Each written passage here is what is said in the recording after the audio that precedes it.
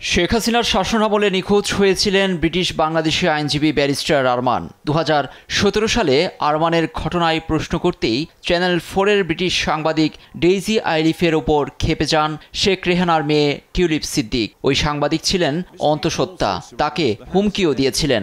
ক্ষমতার দাপট দেখিয়ে বলেছিলেন, সতর্ক থাকুন। সেদিনের ঘটনা বর্ণনা করে সম্প্রতি ওই ভিডিও সামাজিক মাধ্যম এক্সে শেয়ার করেছেন ভুক্তভোগী সাংবাদিক ও প্রডিউসার। টিউলিপের ওই বিষয়টি প্রতিবেদন আকারে শুক্রবার প্রকাশ করে ব্রিটিশ সংবাদ মাধ্যম দ্য টেলিগ্রাফ। শেখ হাসিনার ভাগ্নির এমন কর্মকাণ্ডে বইছে সমালোচনা। টিউলিপ সিদ্দিকের মন্তব্যকে হুমকি অভিহিত করেন চ্যানেল 4-এর প্রধান সংবাদদাতা অ্যালেক্স থমসন। সাংবাদিক ডেইজি আইলিফ বলেন, 2017 সালে টিউলিপকে বাংলাদেশের সঙ্গে তার রাজনৈতিক যোগসূত্র বিষয়ে প্রশ্ন করতেই সতর্ক থাকতে বলেন।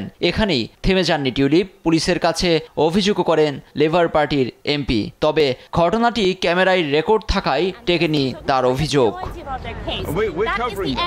টিউলিপ সিদ্দিক ব্রিটিশ পার্লামেন্টের লেবার পার্টির সদস্য ও যুক্তরাজ্যের অর্থ মন্ত্রণালয়ের অর্থনৈতিক বিষয়ক মন্ত্রী। তার বিরুদ্ধে একের পর এক দুর্নীতির অভিযোগ যখন সামনে আসছে, তখনই এমন ঘটনা বেরিয়ে এলো। লুৎফর কবির, নিউজ ডেস্ক, দেশ টিভি।